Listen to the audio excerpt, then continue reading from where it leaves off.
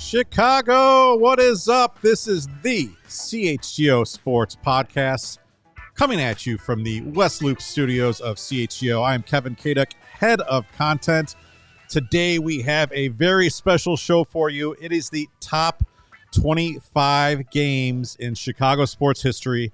We're going to be counting them down, and it's all part of CHGO Ranks Week. We've been doing the top 10 games across our beats. Go out and check those out.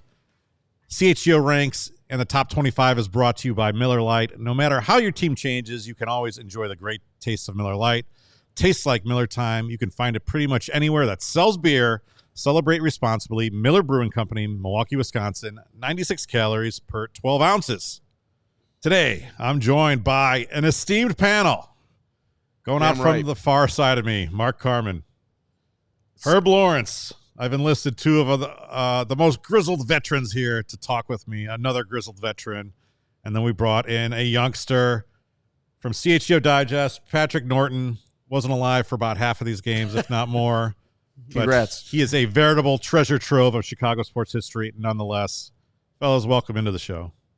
Thanks for having us. This is very exciting. I'm reminiscing about these games, feeling good about Chicago sports because being in a dearth of bad sports is depressing sometimes, but getting reminded that there are great times out there and there's great times ahead of us if we're Chicago fans, even though we're in a bad time currently. It is actually a great point because it's so bad right now, but it's been so good.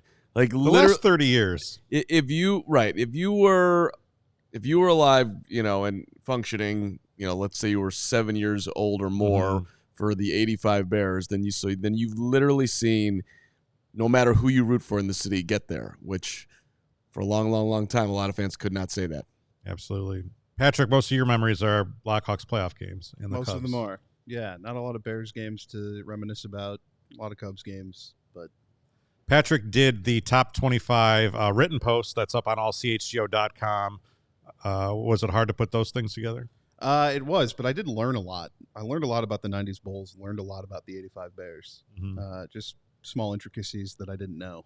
Well, hopefully we're headed into another period of great Chicago sports, but let's get in and look back.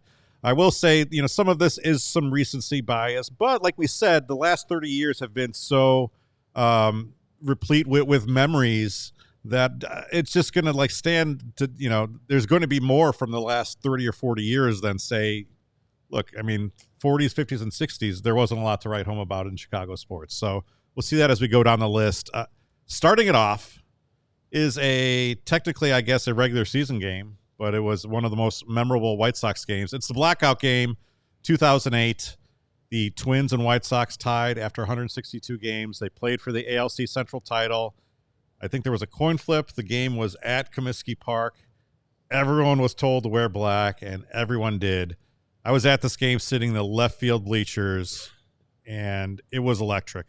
Just kind of remembering that night. Things didn't turn out great for the 2008 White Sox after that. They lost in 4 games to the Tampa Bay Rays, but this game was just amazing. John Danks was incredible. Jim Tomei hit a home run to center field that I still don't think has come down, and Ken Griffey Jr. was wearing a White Sox uniform. I have a unique history for this game. One, I probably sold you a beer how old were you in 2008? Were you old enough to drink? Yeah, I was 30. Okay, so I vended in the left field bleachers for the game, which, by the way, just side note, Sox fans, that party in the bleachers is greater than any party that you'll get at Wrigley Field. People get hammered out there. So I'd like to thank them all for their generous tips that day. I believe Adam Hogue was also in those bleachers. And then I was also working at WGN Radio at the time, so I switched into my media outfit went on the field and interviewed Nick Swisher, who was the happiest Nick Swisher of all time after that game. And the White Sox that year were not supposed to be a playoff team. The Cubs were this was going to be the 100 years of ending it in Kosuke Fukudome. Cubs went in the playoffs, got swept by the Dodgers. White Sox actually won a game. Yeah, it was a very exciting game, as you were talking about, Kevin. The coin flip was ridiculous, and I think they've changed the rules since then because the Minnesota Twins that year dominated the White Sox.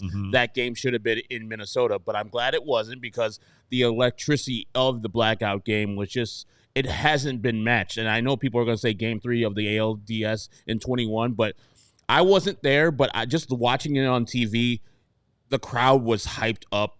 And the action on the field. That's what, to me, makes a great game where it's close, competitive, greatly pitched. John Danks, I think this is what got him his big-time contract at 2012, where they chose John Danks over Mark Burley.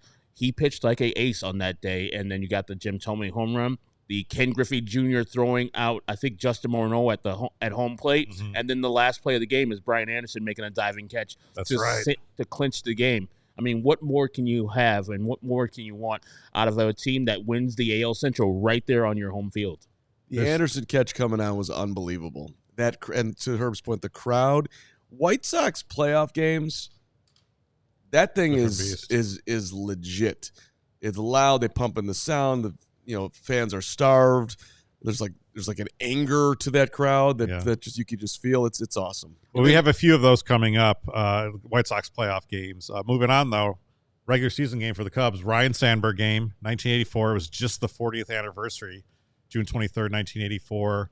They unveiled the statue of him at Wrigley Field on the anniversary of that date.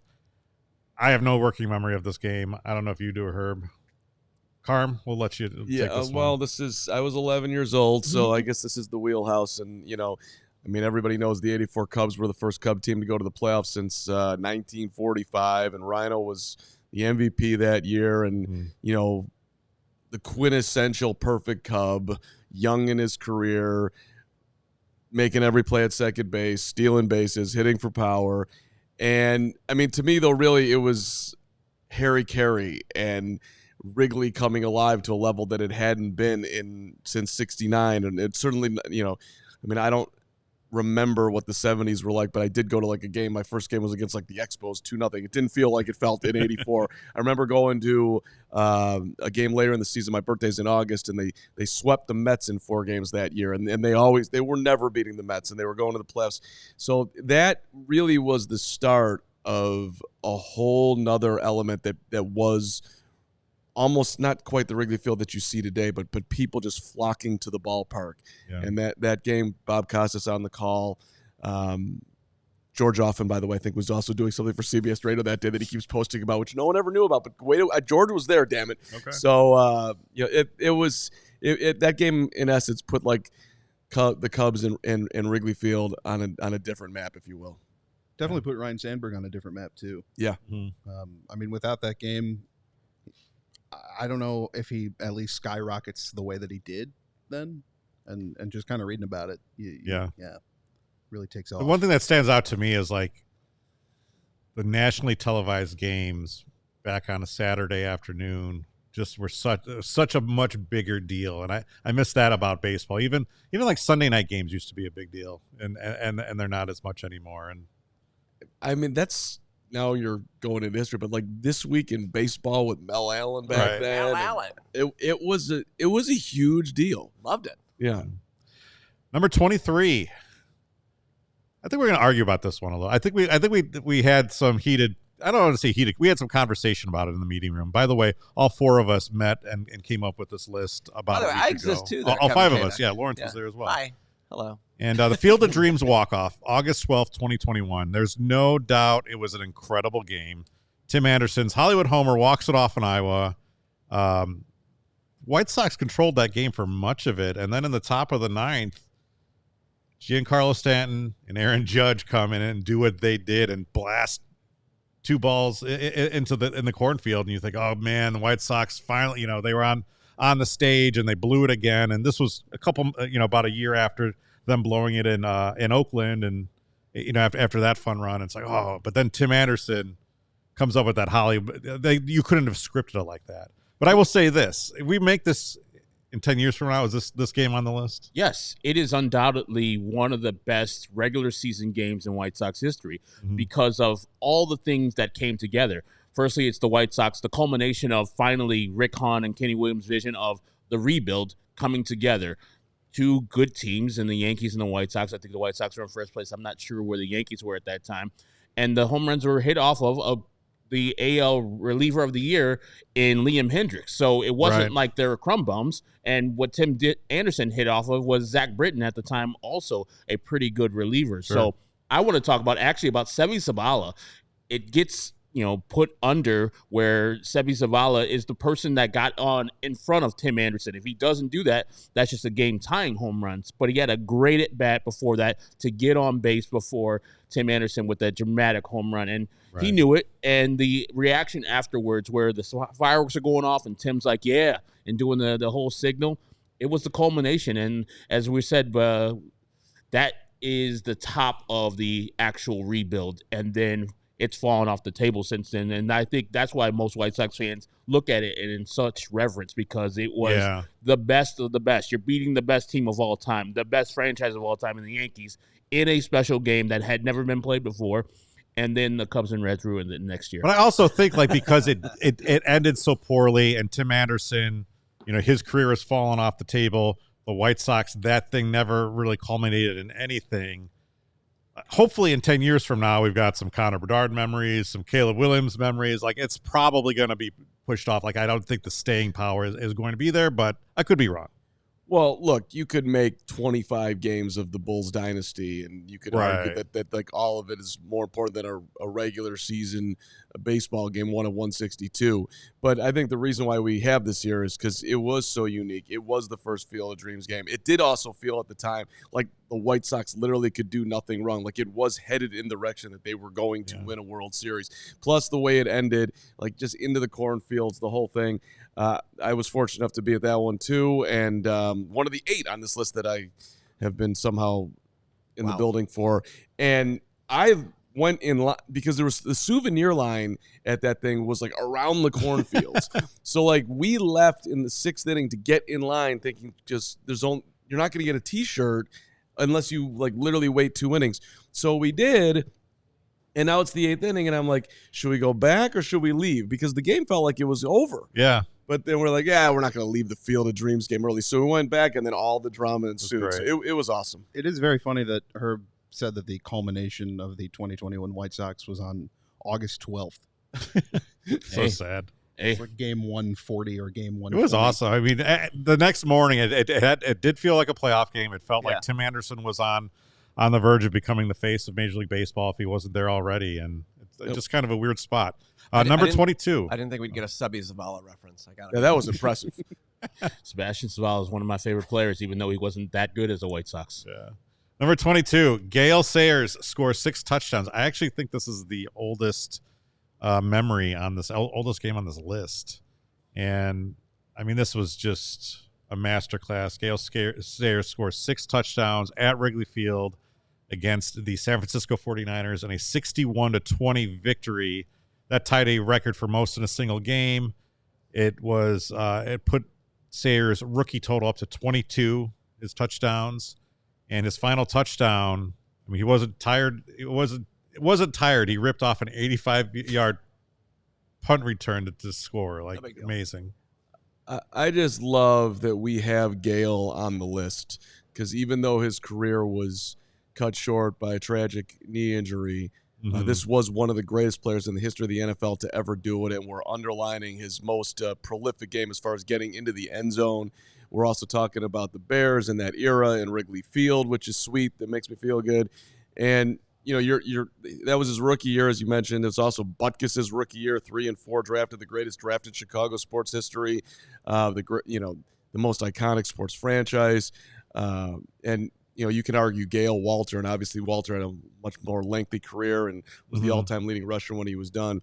But as far as purely, having the football in his hands, nobody, Devin Hester included, to the recency bias, no one was more electric if you do your history and listen to people talk about it than Gale was. Yeah. And think about it, like, they were drafted that year. and they didn't make the playoffs their whole careers. So Buckets and the Gale Sayers. Like, greatness on their team didn't matter because they could only do what they can do, and still they had one of these games where they scored 6 touchdowns and playoffs though their whole career. So I met Gale Sayers back in my past job, and what a gentleman he was. And so it's great to have his game on here. I heard about this game all growing up. It's like one of the greatest games that any player has ever had as an NFL player. Absolutely. After this, we're going to get to number 21, which is our first Blackhawks entry. But first, I want to tell you about Illinois pork. It is grilling season. Get your pork. People who are active need more protein than the average American. In fact, the Academy of Nutrition and Dietitians of Canada, and the American College of Sports Medicine recommend 1.2 to 2.0 grams of protein per kilogram of body weight per day for athletes, depending on training. So for a 150-pound person like Carm, it's about 81 to 136 grams of protein per day. 1 3-ounce serving of pork provides 23 grams of high-quality protein that can help active individuals build and preserve muscle. The International Society of Sports Nutrition recommends that people who are involved in a general fitness program or who are interested in optimizing their health eat low-fat, high-quality sources of protein, which include lean cuts of pork. Our friend Grilling with Dad, he's always grilling with that lean pork, grilling up those chops, those ribs. So elevate your protein game with lean pork, a powerhouse of natural goodness. Savor the flavor, savor the gains, and celebrate any occasion by enjoying the best pork produced by Illinois pig farmers. From sausage and bacon for breakfast to pulled pork or juicy chops hot off the grill, it's an entire season dedicated to pork and the people behind that product. Paid for by Illinois pork producers, generations of commitment. Sure, I had my bacon and eggs this morning with a little sourdough toast. I got in my Chevy Trax. Thank you to my friends at Ray Chevrolet. Choose Ray Chevrolet as your first draft pick. The right new Chevy and the right price for you. Visit our partner this July to shop the Freedom to Save sales event. It's going on all month long at their location on Route 12 in Fox Lake at raychevrolet.com as well. One of the top-selling Chevy dealers in the Midwest, and you are able to shop one of Chicagoland's largest Chevy inventories. Thank you. All the time. Find that perfect tailgate vehicle. Right now, you're getting $12,000 off MSRP on a new 2024 Chevrolet Silverado, or you can lease the new 2024 Chevy Trax for only $188 a month for 24 months, or cruise into July your own way. Shop over 125 of their vehicles priced under $20,000. If you've heard of Ray Chevrolet, you have heard of the Ray's Price Promise. Their guarantee to make your next vehicle more affordable than ever with no price changing, no add-ons, no hidden fees ever. That means incredible prices. The incredible prices we're talking about right now, you can expect to see the very same when you shop at Ray Chevy in-store or online. Shop the Freedom to Sales event all month long by visiting Ray Chevrolet in Fox Lake or raychevrolet.com. They've been serving the community since 1963. Together, let's drive. All right, moment 21 on the CHGO Ranks Top 25 Greatest Chicago Sports Games in History, presented to you by Miller Lite. I was in the building for this one. Lawrence was in the building for this one. Oh, yeah. It was an absolute bucket list item. The best. It was so important to Lawrence that he paid $700 for his ticket. $700 ever spent. I was lucky enough to be a season ticket holder, so I didn't pay quite as much. But, it was still a hefty ticket price. Worth every penny. Hawks clinched the cup at home. First time since 1938. They won their first 2 cups in Philadelphia and Boston. And, those were great. But it was still a little bit of a letdown that we didn't get to see that raised. And to have that opportunity when they won Game 5 in Tampa Bay and know that they would come back here with a chance to do it, and they needed to do it because otherwise Game 7 would have been in Tampa again. Duncan Keith scores late in the second, and then late in the third, Brandon Saad and Brad Richards and Patrick Kane do the push, and Kane just ices it. That's kind of the thing about this game is that you had like 3 things on display that were a microcosm of that entire 2015 team, specifically in the playoffs. You have Corey Crawford pitching a shutout. He stood on his head all playoff, stopping Stamkos on the breakaway, especially after getting benched in the first round. Yeah, and then you get the Stamkos breakaway was unbelievable. And then you get the Kane goal with that entire line combination that had been so strong throughout the playoffs. And then it's Duncan Keith who scores the game winner and gets the Conn Smythe, averaging like 29 and a half minutes of ice time per game. Yeah. Something ridiculous. On a very rainy night, there was a lot of storms. I almost didn't get there. They shut down 290 because there was so much rain, and that's why the Cup was delayed in getting there.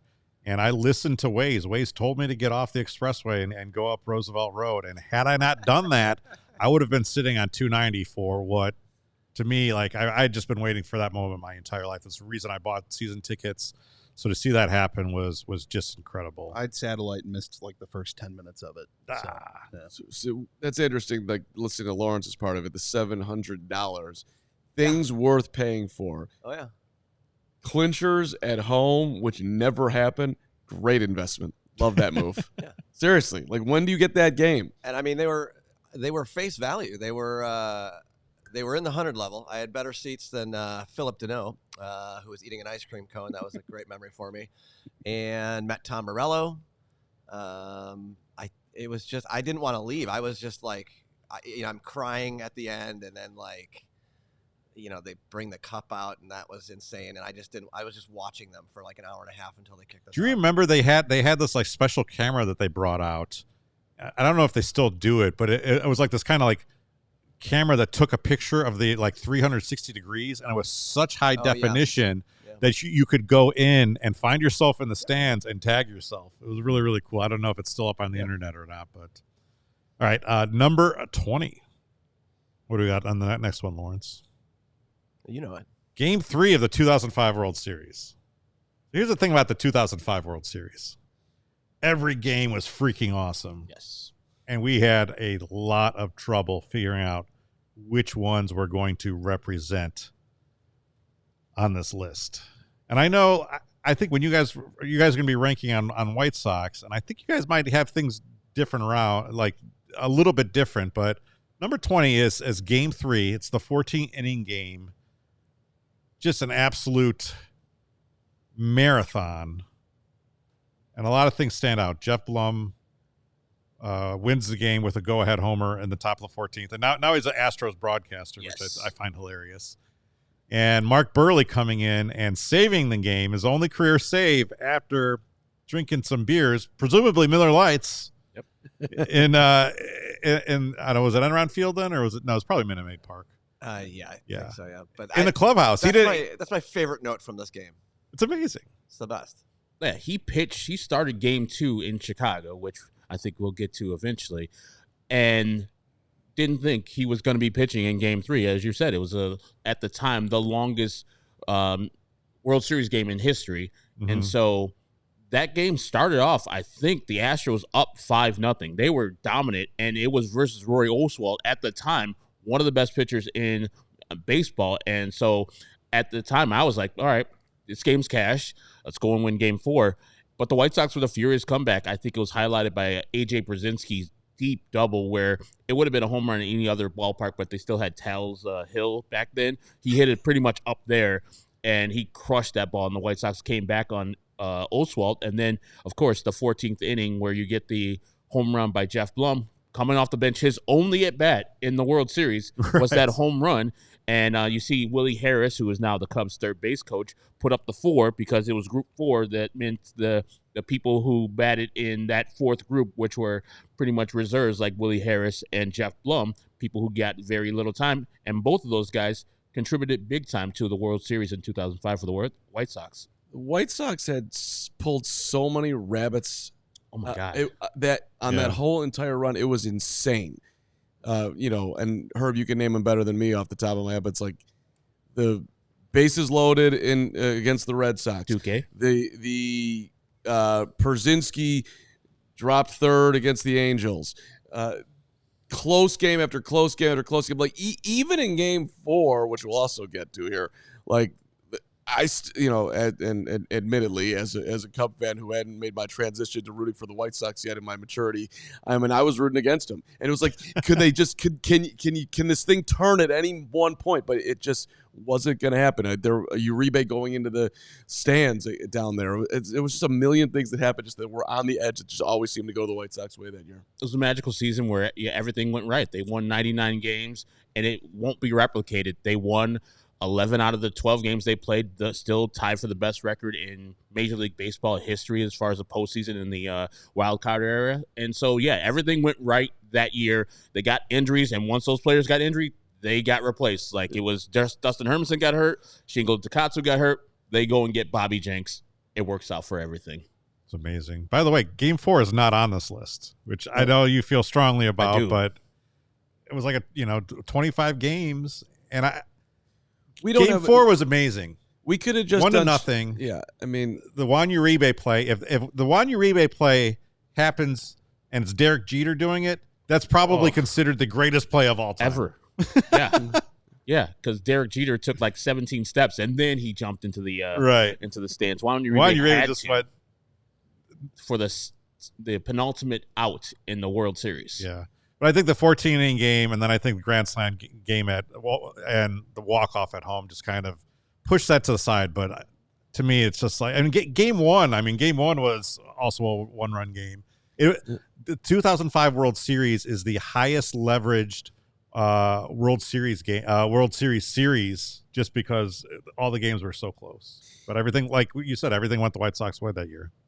The El Duque game could have been on here. There was just, it's just a tough list to crack. We're trying to balance a lot of factors here. Check out the White Sox top 10 games for sure. Number 19, the Schwarber rocks Wrigley Field in 2015. And I think some of ranking this is a little hard. Like maybe Schwarber should be behind it, but things happen. That game eliminated the Cardinals. It was the National League Division Series. Cubs get to their first NLCS since 2003. I was at this game. I've seen a lot of great homers. Like that one was just, everyone was just slack-jawed after. Well, yeah, and the reason why I think this game belongs on the list is that it was a huge statement from. Like, there was the big first statement in the Theo Epstein, to me, like, it was sweet to get in the playoffs, Arrieta in the wild card game, but, like, been there, done that. Beating the Cardinals in the playoffs, your rival who's always, you've been junior to them for basically the entire history of baseball, to beat them, Cubs fans did not think that was going to happen. And the way and Schwarber's bomb was just it was an exclamation point on the whole thing. And Wrigley went completely bananas. Of course, they fell short that year, getting swept by the Mets. But it was like, okay, we are in a different land here. This dude's different. This team's different. And it actually felt like, okay, maybe they are going to be the team that's going to break the streak. Well, and Schwarber debuted that year and wasn't even supposed to stay in the majors. He was coming up for about a week and then going back down to AAA and outplayed any expectation for him, so he stayed up. And then in the playoffs, you have Game 1 where you are almost shut out. If you weren't shut out, it might have been 1-0 by John Lackey, and Cubs fans were thinking that that's kind of the series. That's how it's going to go. John Lester pitched his butt off, and they still couldn't get it done. And then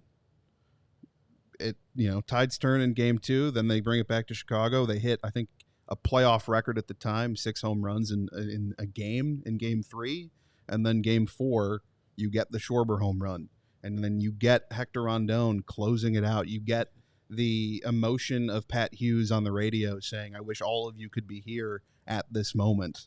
That to me is what makes a great game, regardless of how the season ends. What are your personal memories of this game? I was watching it at my uncle's house. That's kind of really all I have of it. Yeah. But it was like the first big Cubs victory of your lifetime, right? Probably first big one that I really remember sitting down and watching. 2015. That makes me very upset. I don't know about you. Yeah, that's kind of amazing, and I'm jealous. Young people. I want to be young. Yeah. Well, that year too. Schwarber pulled one in the Allegheny in the wild card game. Yep. So that was, I mean, he was just a game that's not on here, but The Jake Arrieta game. Yeah. almost. right. You could pick $1 million from that. Yep. You could, Number 18, Walter Payton flu game. And this is like, you didn't even have to have the flu for this game to be impressive, because it was a NFL record 275 rushing yards, which broke the single game record. It's since been broken, I think, by Adrian Peterson, right? It's been broken a few times. Okay. Sweetness had a 101-degree fever up at that. I think this game was in Minnesota. He carried the ball 40 times, which is insane. It was here? Okay. And he scored the only touchdown, 10-7 victory. But that was kind of Walter Payton's coming out party.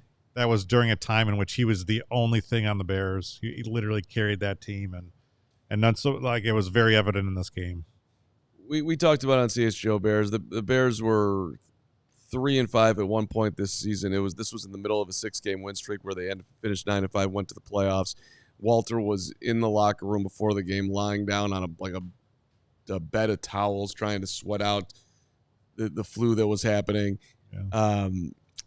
Bob Avellini completed one pass in the first half of that game, and it was to Walter Payton, a 6-yard pass. So, that era was Payton left, Payton right, Payton up the middle punt. That was the Bears. And whatever holes were there that day, he found them and then some. And Walter has to be on this list. 275 has to be on the list. So, Right. And on the concrete at Old Soldier Field. I mean, that AstroTurf was nasty. Every NFL stadium was like that back then. Yeah. I mean, not Yeah. everyone, but I mean, a large portion were, which was crazy. Hey, we're going to get to a Bulls championship game. But first, I want to tell everyone about Shady Rays. Get ready for the season ahead with quality shades built to last. Our friends at Shady Rays have you covered with premium polarized shades that will not break the bank. Shady Rays is an independent sunglasses company offering a world-class product rated 5 stars by over 300,000 people. Their shades have durable frames and crystal clear optics, making them the perfect choice for all of your outdoor adventures. They've got hundreds of options to choose from, so you are bound to find the perfect pair to match your style. They probably even have a style in your favorite team's colors, so go check them out, shadyrays.com. I love Shady Rays. I wear them for everything: driving, playing sports, just chilling outside. Plus, I love that if my shades ever go missing or take an unexpected hit, they break.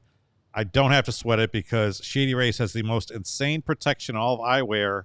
Every pair is black, backed by lost or broken replacements. So if you don't love your shades, you can also exchange them for a new pair or return them worry-free within 30 days. No risk when you shop because the Shady Rays team always has your back with personal and fast support. Exclusively for our listeners today, Shady Rays is giving out their best deal of the season. Head to shadyrays.com. Use that code CHGO for 35% off Polaroid sunglasses. Try for yourself the shades rated 5 stars by over 300,000 people. Sometimes things need to change. One thing that doesn't, the great taste of Miller Lite. It is their original light beer, and to this day, it's still the best one. Miller Lite has more taste that you want and less of the stuff that you don't. When I'm out with my people and I say, hold my Miller Lite in my hand, there's nothing like being handed a Miller Lite because it goes down smoothly and never lets you down. Because it's got a light, refreshing taste that is less filling than other beers. Miller Lite keeps it simple, undebatably quality, great taste, only 96 calories, so you can drink more of those and keep active. It's a beer that strips away everything that you don't need and holds on to what matters most. A light beer that tastes like light beer. The original light beer since 1975. No matter how your team changes, you can always enjoy the great taste of Miller Lite. Tastes like Miller time. To get Miller Lite delivered right to your door, visit MillerLite.com/CHGO football, or you can find pretty much anywhere that they sell beer. Celebrate responsibly. Miller Brewing Company, Milwaukee, Wisconsin, 96 calories per 12 ounces. And, man, I tell you what, I'm a fan of Miller Lite. That's why I'm drinking it right now. I'll tell you one thing. I was drinking Miller Lite during the Blackout game. I was drinking Miller Lite during Game 2 of the 2005 World Series. Probably a few of these other games. I know it says Milwaukee, Wisconsin, but when I think about Miller Lite, Chicago. The first time I ever got introduced to Miller Lite was when I was doing my Jack Tripper days, living with good old Amy Moore and Kate Novak. And the only beer that Amy would ever buy was Miller Lite, ever. And I was like, all right, that's it. Let's go. Only when you have to buy. Yeah. Miller Lite was my first beer when I turned 21. Interesting. Way to go. Yeah. What was your first beer? Miller Lite. Miller Lite. By the way, it's your birthday today. Wow. Happy birthday. I think my Miller Lite was my first beer experience at the University of Iowa. It was. And someone poured one over my head, and I was like, yeah!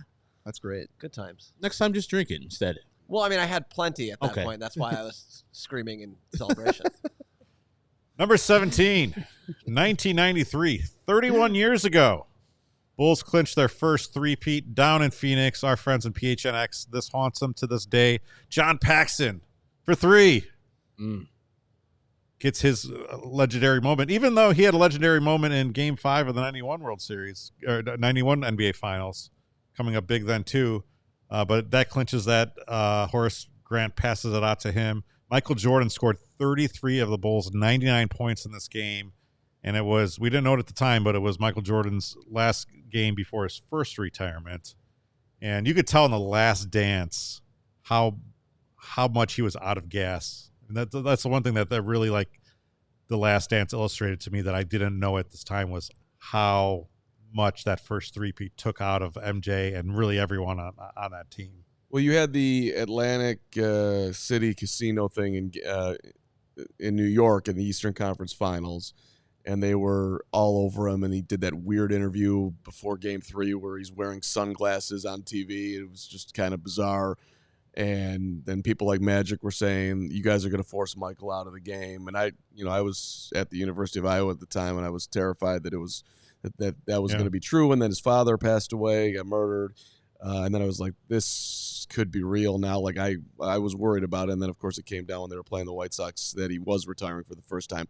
But to Game 6, Jordan had 9 points in the fourth quarter. Those were all the points the Bulls had scored until Pax's 3. And I think the beauty of the play is that literally everybody touches it. BJ, Mike, Scotty, Horace, Pax. And the Bulls like to underline Scottie Pippen, whose book I just read, which is an amazing experience where he talks out of both sides of his mouth at the same time. I've never seen anybody do this, but good job, Pip. I was entertained. It was kind of the Tex winner share the ball, the whole thing, and it works out beautifully, and Pax hits the shot. In Game 6, I mean, that was not a guaranteed series win for the Bulls. They did take an early series lead, but the Suns really found their footing. Had they come away with a win in that game, Game 7 would have been in Phoenix because that was the old 2-3-2 days. You don't know what would have happened. I mean, if you think about Game 5, I believe it was, or where Charles Barkley said, hey, you can take those boarded up windows down because there ain't gonna be clinching here. And I don't think the Bulls clinched in those first three-peats at the house. And so winning that Game 6, as you said, not having to play Game 7 where Charles Barkley was the MVP that year. And I think that he shouldn't have been, but he was. Brought some fuel to the fire to Michael Jordan. And yes, like you said, he was at the end of his thing. Because remember, in between the three-peat, the Dream Team was in there. So he had very little summers off to recover his body. And so, he only played 3 years of winning championships, but also he had to travel to Spain, and he's still Michael Jordan. So all the people who won his time. So having this being the culmination of Michael Jordan's first stint with the Bulls was perfect because it's in Phoenix. So you take down the MVP, and the shot by John Paxson ends the championship just like the first championship ended with John Paxson's shot. Horace Grant's last game as a Bull, he went out big time assist, and then didn't he block KJ at the end? Yeah, but he was he played the next year when Mike was retired. Oh, that's right. Yeah. Okay. His last game in finals as a Bull, that's accurate. They won it at home the year prior. Okay. Yeah. So but that year they were down 2-0 to the Knicks, and it felt when they were down 2-0 that it might not happen. Mm-hmm. The Knicks were beating them up, and then I remember I had a dream that they were going to win 4 in a row and beat the Knicks, and I was like, I cannot tell anyone. I have to keep this quiet, and that's what happened. Too bad they didn't have DraftKings back then. Yeah, could have brought you some money. There we go. 16. 1985 NFC Championship. One of the greatest games at Soldier Field. I haven't been a lot of great games at Soldier Field, which kind of sucks. Everyone says like Soldier Field's like this great place, but like haven't been a lot of memories there, quite honestly. They've played there for 53 seasons? It's probably not a road I want to go down with Carm right now. But January 12th, 1986, my father's 33rd birthday. There we go.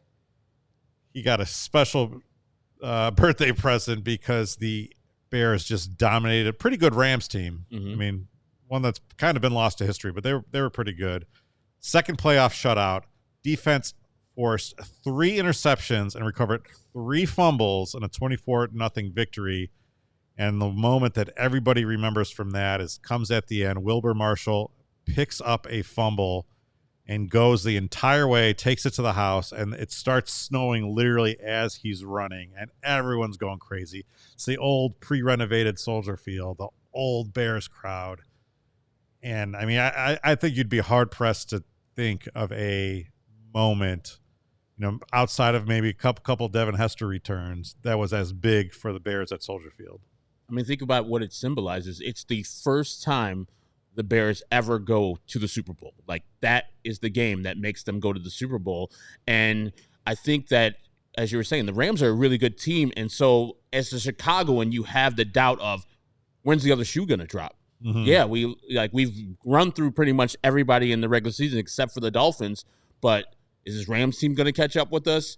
What's going to happen here? And then when you get that fumble and then the symbolic snow falling on Soldier Field, because you're playing an LA team too, that's also works well out for that. Was it Dieter Brock was the quarterback for the LA Rams at the time too? That's right. And so it's like everything came together for a perfect moment of, man, this is iconic. I cannot believe we're going to the Super Bowl as one of the greatest franchises in NFL history, and Super Bowl 20, which we'll get to later, also a great game.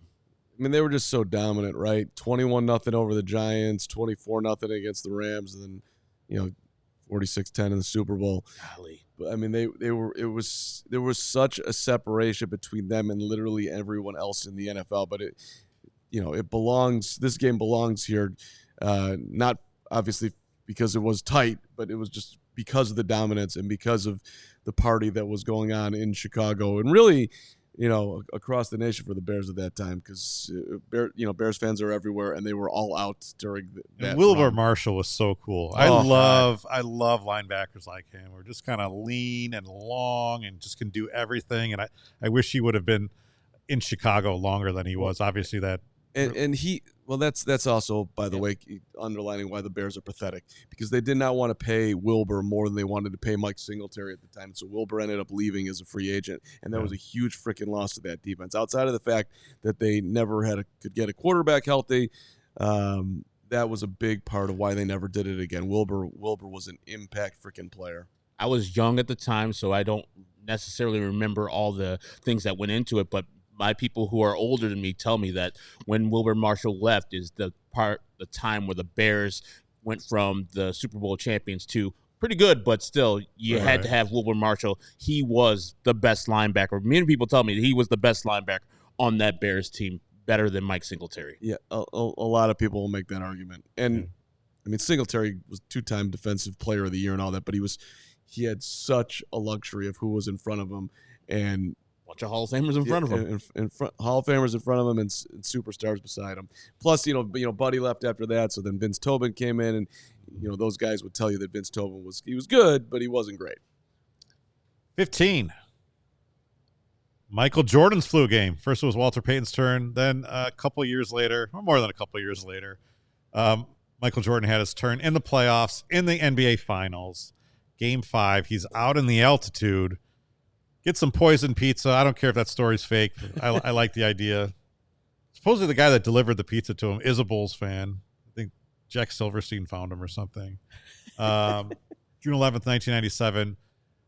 If you go back and watch the old NBC broadcast of this game, which was amazing. They would have these great intros. Bob Costas would be narrating them. John Tesh music would play. Then they'd show the helicopter shot of the Delta Center in Salt Lake City, which is, a place I had never been before. And they come in, and it's Marv Albert and Bill Walton just talking about how sick Michael Jordan is. And then they flashed at him getting off the bus, and he just looks – this was not an act. This wasn't like Kurt Schilling just doctoring up his ankle and be like, look at my bloody sock, right?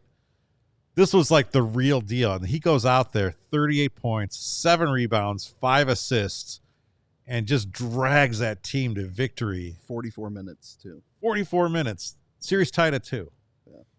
Well, so that part of it, the series tied at 2. Like, in Chicago sports history, we lose the important games. Mike just didn't do that. 2-2 Utah, game 5, gotta have it. I'm sick, doesn't matter. I'm gonna bury a 3 and do score 38, and we're gonna go on and we're gonna win the series at home with the the pass to Steve Kerr, and if you watch The Last Dance, Stockton's gonna cheat, and Kerr's telling everybody that I'll be ready and all that stuff. I mean, that was that year, championship number 5. But he just outside of everything else, but the when you have to have it in the biggest moments, that's why he's the GOAT. Yeah, and no matter what you think about Michael Jordan, no matter if you think he was a brown flu or the pizza story or the actual flu, he was sick. And in the altitude also, playing that well when it had to be had, Michael Jordan, that's why when I hear the arguments about GOATs now, I'm like, come on now. Michael Jordan is the GOAT because of moments like this. Not just because he does it in comfort when he's at his top. He does it when he's at his worst, too. Yeah. And when the team needs it, he dug deep to give his team what they needed him to give. And so that's why Michael Jordan will forever be the GOAT, because of performances when he doesn't have his best and he rises to the occasion. You think about the iconic image from that, Michael Jordan being helped off the floor by Scottie Pippen. And I just hate that team, and specifically those 2 guys, have not been able to work out or really. Yeah. Because, like you talk about like Gale Sayers and Dick Butkus, you always saw them together, right? You always see the 85 Bears, even now with Steve McMichael in such trouble. Those guys are still together and still such friends. And we don't get that. When we go to a Bulls game, they're never flashing to the box and there's Michael Jordan and Scottie Pippen sitting there. Hopefully there could be a reconciliation, because I hope so. Because that is the iconic image that they helped each other out. Like Scottie in the 92 one versus Portland, where Jordan's on the bench. Scottie in the reserves brought him back. And so they are both very important and very vital to that three-peat and the second three-peat that they had. And so, yeah, all the nasty stuff that goes on off the court, and you're talking about Scottie's book and how ridiculous it is, I just think they need to come together and say, hey, let's squash this stuff. We did some great things together, and maybe time will heal all this stuff, because you want to have a reunion of Jordan and Pippen and Rodman, et cetera, at the end, and where they're like, hey, we may not see eye to eye, but we did some great things together. Mm-hmm. Let's be cordial towards each other. Number 14. This is one of my favorite games that I was at. April 24th, 2010. The Marian Hossa game.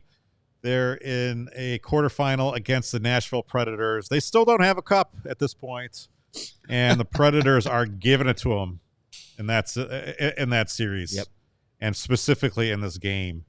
And Marian Hossa loses ahead a little bit. They're down 3-2. He takes a 5-minute major with 1:03 left. It looks like they're going to lose that game. I'm up in section 331. There's these 2 jerks that sit behind us, and they just are screaming and swearing. And they were screaming it like they were the guys who would call Patrick Kane Patty Kane. So you know who I'm talking about. Yeah. Right? And they leave. And Patrick Kane comes back and ties that game with 13 seconds left. I think Martin Erat tries to clear, makes a really bad clearing attempt, and it goes the other way if he doesn't do that. They tie the game. Then it's going to overtime. Hawks still have like almost 4 minutes of that penalty to kill. And that entire building is just counting down every second of that 4 minutes. And a penalty expires, and that place is just going absolutely crazy. Now, this is a pre-bandwagon United Center. Not passing any judgment on bandwagon fans. That's cool.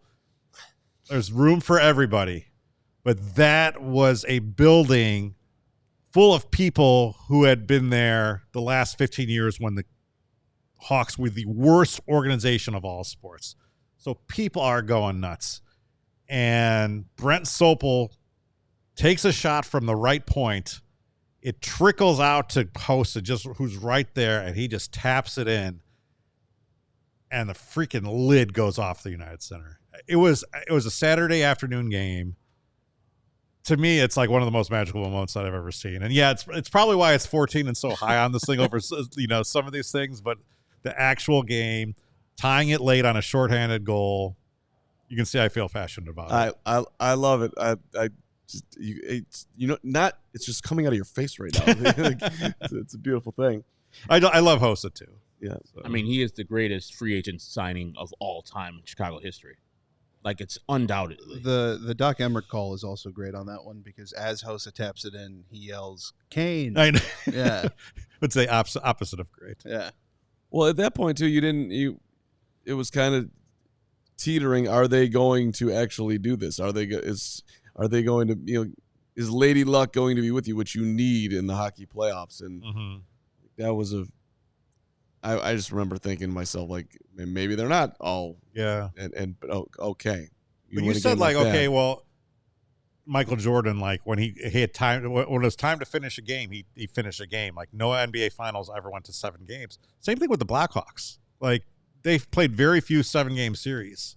And so they win this game, and they go down to Nashville, and that Game 6 was not that hard for them to win. Like, they just kind of went out there, and I was like, all right, that's it. Just take care of business.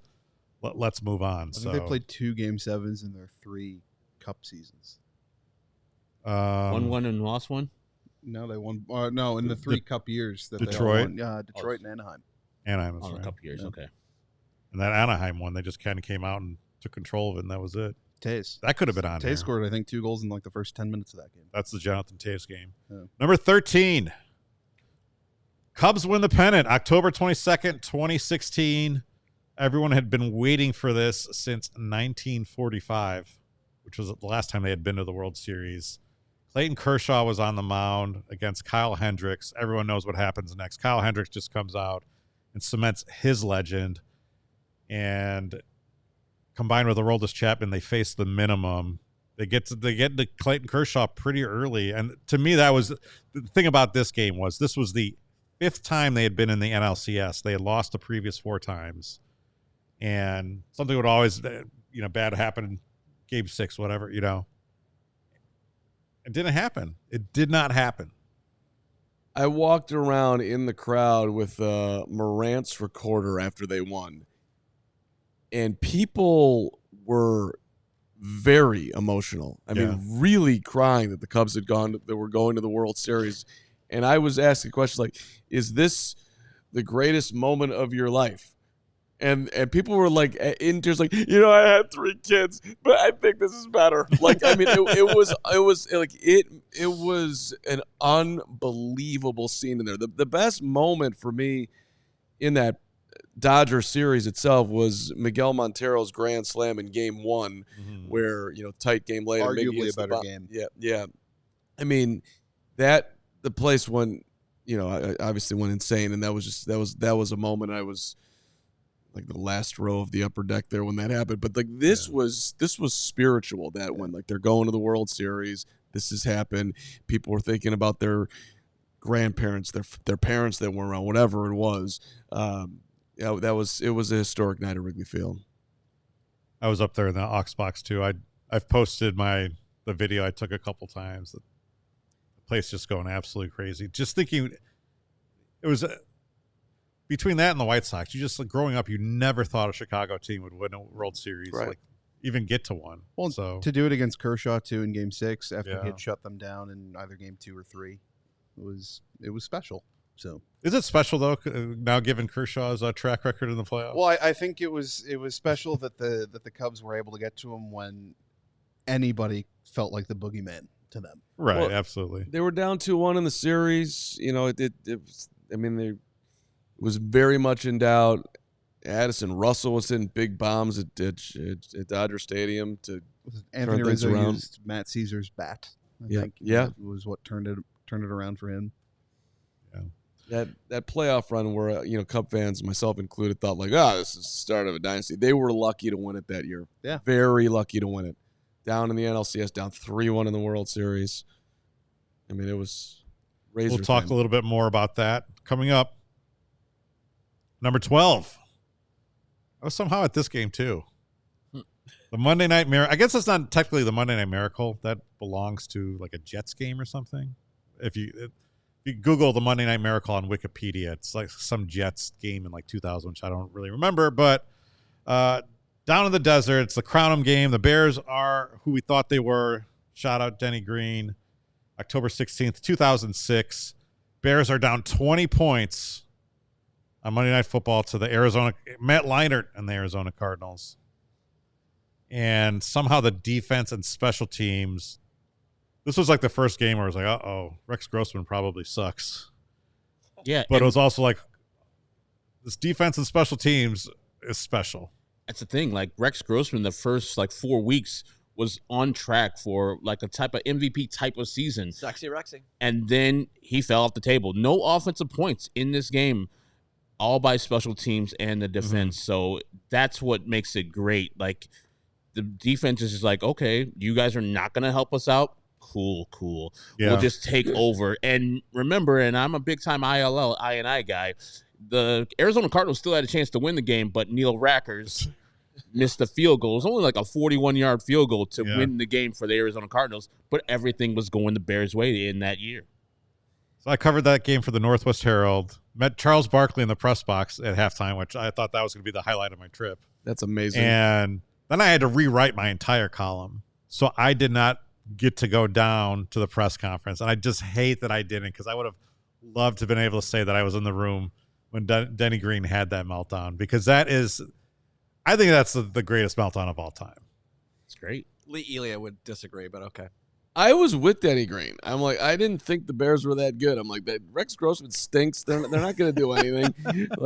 You were right, buddy. You should have won that game. It was an unbelievable rant. And shout out Denny Green. I was a Denny fan because whatever. I grew up rooting for Northwestern, and he ended the however long that, I think it was 26-game losing streak for the Cats. Denny Green did it, man. Yeah. This is the only representation that the Bears have since the Super Bowl era on this list. Plenty of room, Caleb. Get to work. That needs to change badly. And that's the thing. It really does. People are probably looking at this list like, why about no games from the 60s or 70s, even though we have the Gale Sayers game? It was a dearth of bad football, baseball, hockey from 63 until about 83 when the White Sox finally won the division. So, yeah, it might seem like a recency bias type of thing, but no. The Chicago sports landscape was bad for a long period of time, kind of like we're in now. The NFL wasn't what the NFL is now, too. We looked at the 63 NFL title game. It's like a 10-7 game. It's like, could that have been that great of a game? I don't know. 73-0 over Washington in 1940, sure, but they could have been playing factory workers for, and also there's rumors that game, that the other team, that's what you're saying, hated the owner. I think George Marshall, whatever his name is. He was problematic. The Washington team did not like him, and definitely Papa Bear Hallis hated the guy. So they had played earlier in the year, and then they made a statement, 73-0. I think he's seen as the worst NFL owner of all time until Daniel Snyder, the same franchise. Mm-hmm. The 63 Bears would like to have a war with us, but shout out 63 Bears. I see you, OB. You guys won it at home. You're the man. Yeah, I'll definitely go on the other side of Ed Obradovich. That's still a grown man, a giant of a man, and he's probably in his 80s. Will still beat me up. Yes, he will, and me at the same time, along with the whole panel here. But so respect to 63, but you're not on the list. Speaking of 63, number 11, boom, Michael Jordan hanging 63 on the Celtics. April 20th, 1986. This is MJ. A Star is Born. Everyone knew he was good. But for him to come out and drop 63 points, which is still an NBA playoffs record, on a Celtics team that included 5 Hall of Famers, Larry Bird says, I think he is God disguised as Michael Jordan. Well, it's got to be our only game on this list where the home team, the Chicago team, lost. It is. Yeah. I thought we maybe should have included the Steve Bartman game, but that was just more of a moment. Oh, no. Iconic. It's iconic. Yeah. It's not great. Sunday afternoon, sitting on the couch. I remember, my father football player himself, but like very, very hard for him to ever get excited about anything. And watching MJ that day was, I mean, like you couldn't help yourself. It was just you took on the entire Boston Celtics. That Bulls team won 30 games. It was one of the worst rosters of all time. Kyle Macy was the starting point guard, who no one's ever heard of. Orlando Ward was a good NBA player, but that was about it. You had, I mean, Dave Corzine got sat on by Kevin McHale as he made a layup in the lane. But MJ did have an open shot in the first overtime from the left wing that if he had made it, they would have won it, and he back-rimmed it. But it was, I mean, I still watch details. Yeah. I still watch the highlights of that game. It just pops up on some Instagram or whatever every single day where, you know, the between the legs with birds, the most thing, but just so many moves in that game, completely insane. So that was before the 3-point line? No. 3-point line was there. How many 3-pointers did he hit? Do you know? I don't. Putting you on the spot. I don't know if he had any. But what is underrated is that he got fouled late on a questionable call. He had to make 2 free throws to send it in overtime. Right. Nobody at the foul line. Everyone's on the benches. You know, you miss one, you're out. Bang them both down. Boom, with the big fist bump. I mean, clutch as hell. Bulls only had 2 3-point attempts in that game. One by Orlando Woolridge and Kyle Macy. Yeah, there it is. Yep. So different game. Paxson was the backup point guard. No Pippen yet. Exactly. Charles Oakley was on that team. We've done some cool social media stuff with these games, and one of the things that we've done is kind of take a snippet from every game and put it on with our 3 bullet points. And the clip I took from that game is Jordan like knocking down his like 56 point, and they just flashed to these old dudes in the Boston Garden who have probably been coming there since the 1950s. And those dudes are so put out that like the Celtics cannot stop this guy. Like the looks on their faces. Just incredible. Well, and credit to shout out Larry Bird. Like, I've never seen anybody play like this in the history of my life. Call him God disguised as Michael Jordan.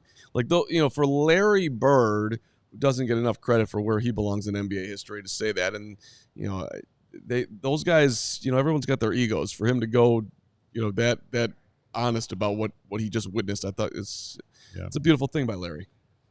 All right, we're getting into the top 10. Down the stretch we come. Got half an hour to get these done, guys. Can we do it? Yeah. Can we? I doubt it, but okay. Number 10, Mark Burley's perfect game. June 23rd, 2009. Tampa Bay Rays are in town. A good Tampa Bay Rays team who actually got no hit a bunch of times around them for some reason. But Mark Burley, just a magical day. I think it was a Wednesday game. Thursday, midweek game during the day, I believe. Herb, you were out there pregame, but then you had to leave.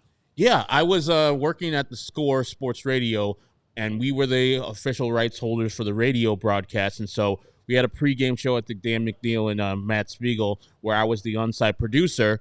And so we're there at 9 o'clock until like noon. And then the pregame starts, and then I get called by my sports director to come back to the studios and do some extra work.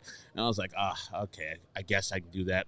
I will do the extra work, and then I watched the rest of the game at the Score Studios at the NBC Tower, and I was like, son of a gun. What I did, too, I went to one of the salespeople. I was like, give me a ticket from this game so I can take it home and act like I was there. Because 20 years from now, I will tell my kids, I was there. I watched every hour. Come on now. Get out of here. Yeah. But, I mean, Mark Burley is underrated in his own right. 3 times he faced the minimum, including his no-hitter and his perfect game. And he doesn't get enough credit for who the player was. That game was just highlighted by the actual perfect game and then the catch by Dwayne Wise. But you got the grand slam, I think, by Josh Fields in that game, who was playing first base for Paul Konerko. And so you have a lot of elements in that game that make it deserving of being in the top 10. And being a perfect game is the ultimate of what a pitcher wants. And Mark Burley, as you guys know, is not a strikeout pitcher. He's just a throw it and hit the contact type of pitcher, and he did it all day long versus those Tampa Bay Rays. If you look up and down that lineup, the only person that really hit him hard was Gabe Kapler, and that's the catch that Dwayne Wise catches in the outfield and still marked up at a guaranteed rate field that says the catch. So I think what puts it on this list, like a couple years later, Philip Humber throws a perfect game. We didn't talk about that game at all. No. One took place in Seattle. Two was thrown by Philip Humber. Yeah. But a side note about that game, because the score also was covering the game there, and it's Ed Farmer, who was the play-by-play guy. Yeah. He said the game was at U.S. Cellular Field. Philip Humber throws a no-hitter at U.S. Cellular Field. And I bring that up every time, and people's like, correct me, it was in Seattle. It's like, I got it. But that was the call. You never will hear it because our great producer, Chris Tannehill, erased that from the memories and segged it together so it doesn't say that. It says, Philip Humber throws a no-hitter on this Saturday afternoon. And so, it will never be announced like that because Mark Burley is Mark Burley. He is one of the White Sox icons, and Philip Humber is Philip Humber. Well, and then the Dwayne Wise catch, which, I mean, for my thing, that's probably the greatest defensive play in Chicago sports history. And you get Hawk Harrelson at like his most Hawk Harrelson in that moment. That to me is why this game, amongst anything else, is on the list. It's, you think of Hawk's call, Wise, didn't make the catch. That thing was Alexei. Like he's just having yes. Bring him back. I mean that was the last of the great Hawk Harrelson, because then the Sox just got bad and Hawk just got sullen and angry and vindictive. You know what I mean? Like that. Yeah. That was the Hawk Harrelson that we grew up with. That was more of a carnival barker, more of like, hey, like more. He was close to Harry Carey. I mean, people will not admit that, but he was the White Sox, and I know Harry Carey was the White Sox announcer, but he was a pretty good kind of like pairing to Harry Carey in this time, because he was a guy that you heard him talk, you wanted to go down and you wanted to watch a game regardless of what was happening. The dude had the Hawk walk. They would like show him playing golf, and he would, make some birdie putt, and he would do his little like. I miss Hawk a ton. By the way, I love this. There's two details about this game that's really cool. The White Sox line, if you look at the scoreboard, they had 5 runs, 6 hits, and 0 errors. So it's at 56. Neat. Mark Burley's number, wow. And I believe the home plate umpire. Umpires have numbers. His number was 56 as well. Yeah, it was Eric Cooper, I believe. But I have to correct one thing. It was July 23rd, 2009. July 23rd. Sorry. I remember it was a July day because I had to look it up. But, Mark Burley was special. Didn't catch that one last night, Lawrence. Was very special. Oh, I didn't know you guys would make errors like that, but okay. It was after the All-Star break. Yeah, it was. The call your sons, call your daughters, call your friends, call your neighbors is probably one of my favorite calls of all time, and easily quotable, too. Burley was unjinxable. Yeah. Harrelson did not jinx him, but also, do you remember Burley in the dugout was just talking to everybody? Yeah. He was like, hey, man, can you believe I'm throwing a perfect game? Like, I mean, when you're drawing up a list of the top 5 coolest athletes in Chicago sports history, Burley is on that list. Maybe the number 1 for me. Like, he is. If you ask most White Sox fans, who's your favorite White Sox of all time, Mark Burley will come up on everybody's list, and it's probably number 1 because he was just that cool, as you're saying. Like, build the damn statue. Players are like, hey, I don't want to talk to you. He's like, it's a regular game. We're playing baseball. Come on now. Yeah. Superstitions? Come on now. All right, so we felt like we had to pair this with the other. Like, the cool thing is like the Cubs have the equivalent pitching performance, and it's Kerry Wood, who Cubs fans view Kerry Wood the same way that Sox fans view Mark Burley. Like, it's the same sort of thing, same sort of deal. And in 1998, on May 6th, his 5th start ever, he strikes out 20 Houston Astros, and that Houston Astros lineup was a freaking juggernaut. Yep. But what Kerry Wood was able to do that day is considered the greatest pitching performance of all time. If you're looking at game score, it was 105 game score. So, and looking at this and seeing where we're going to put Burley first or Kerry Wood first, that was our tiebreaker. But we felt like we had to put them back to back because both of those are just so iconic and stood out. And it was an early season game, and Wrigley Field wasn't full. I'm sure a lot of people say that they were there. I wasn't. I was at a University of Wisconsin campus radio station listening to it on the internet somehow. Yeah. I was at College of DuPage. I remember watching it in the hallway there, and it is a better game than Mark Burley. I'm sorry, White Sox fans.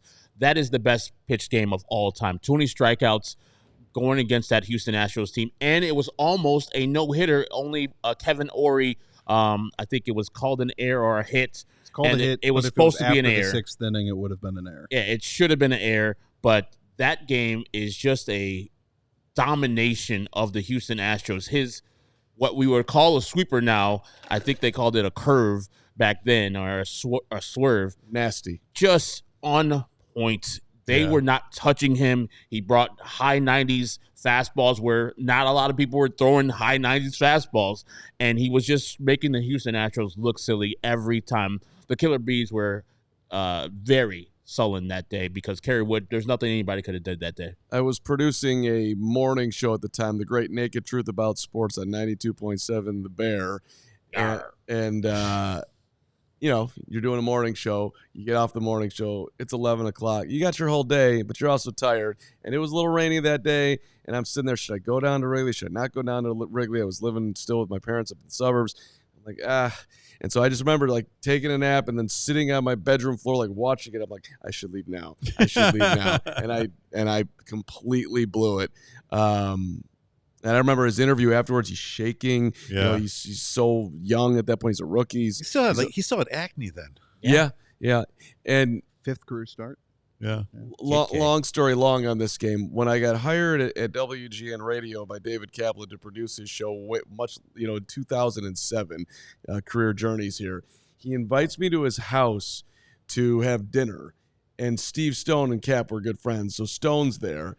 And they decide, like, the activity of the day was after dinner, we rewatched the Wood game. Maybe it was on TV or whatever. So Stone is sitting next to me on the couch. He's like, look at this pitch. And then on the screen, look at this. It was unbelievable. Like, just this weird moment of time where I'm sitting next to Steve Stone as I'm listening to Steve Stone call this game. And I agree with Herb. The most dominant pitch game, at least in Chicago sports history, and I guess maybe ever. You want to put it above Clemens? I'm not going to argue. I'm not a big Chip Carey guy. In fact, I'm probably the opposite. But Here Comes the Hook is just a great. Was that Here Comes the Hook or Here Comes the Hammer? Here comes the hook. Here comes the hook. Yeah, that's a good call. Number 8. Man, Game 7. We talked about this earlier. Brent Seabrook rids us of the Red Wings. Hawks have been down 3-1 in this series. At this point, they only have one cup. They struggle in 2011. They struggle in 2012. Quick exits in both of that. And it looks like it might be going that way again. And for someone who was so much of my formative hockey years was just filled with getting our teeth kicked in year after year by the Red Wings. They'd just come in and you'd go to the United Center and it would be half Red Wings fans, if not more. And it honestly was a lot like Bears fans in Green Bay the last 30 years. I mean, seriously, that's how it felt. And you got to remember though, Detroit sucks. Detroit sucks. Forever. But so it looks like Detroit is going to the Eastern Conference the next year, and this is going to be the last playoff series between the two for, possibly forever.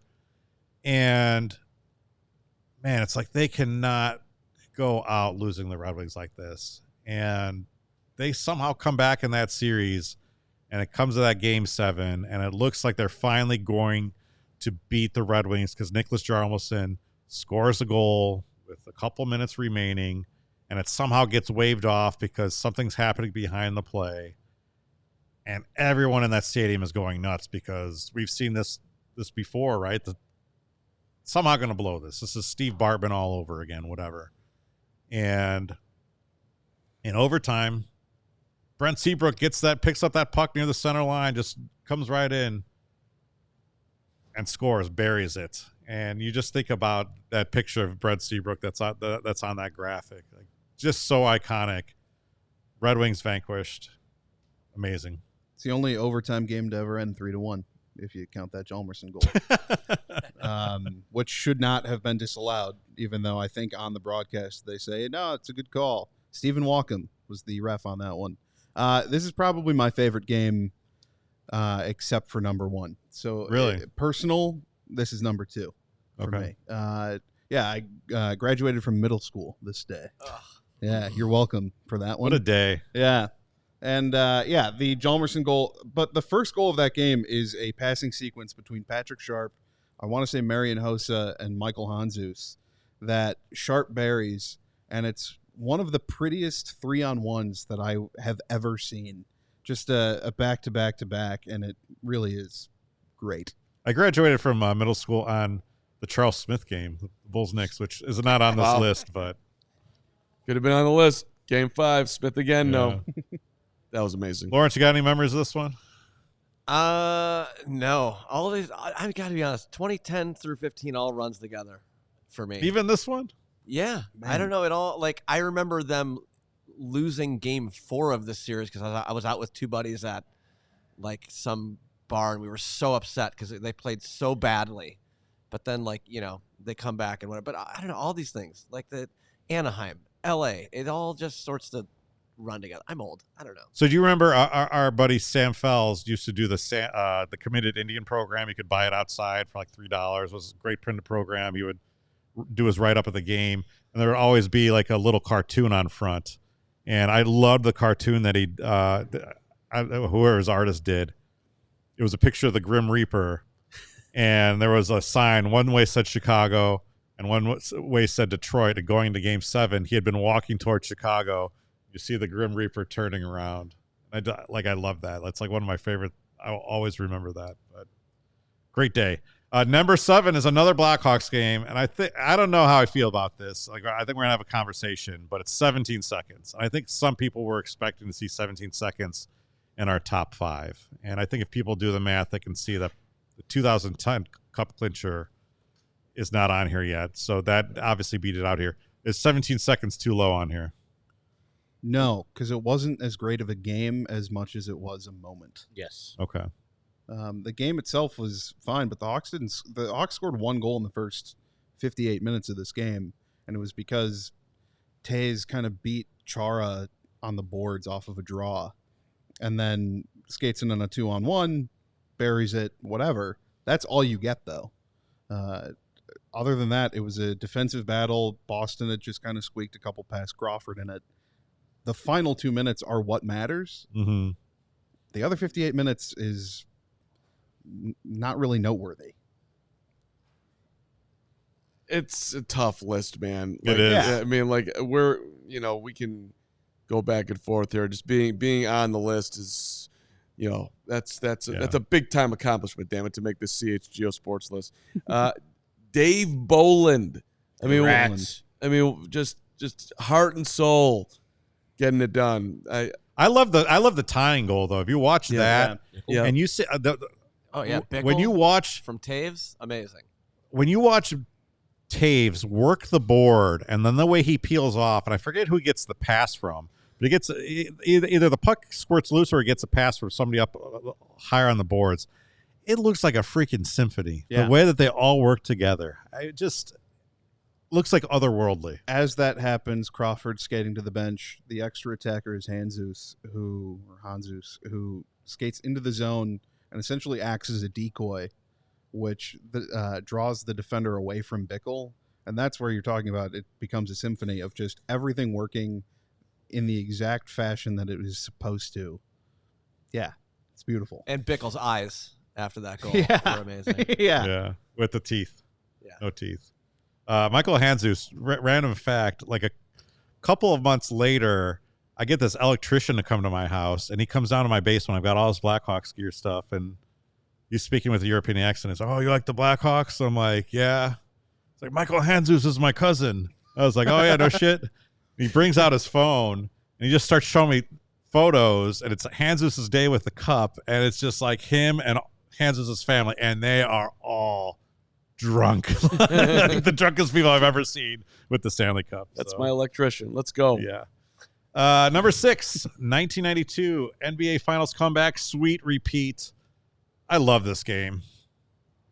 I just remember, I still have a very vivid memories watching this game and just seeing the Blackhawks or the Bulls claw back from down 15 points entering the fourth quarter.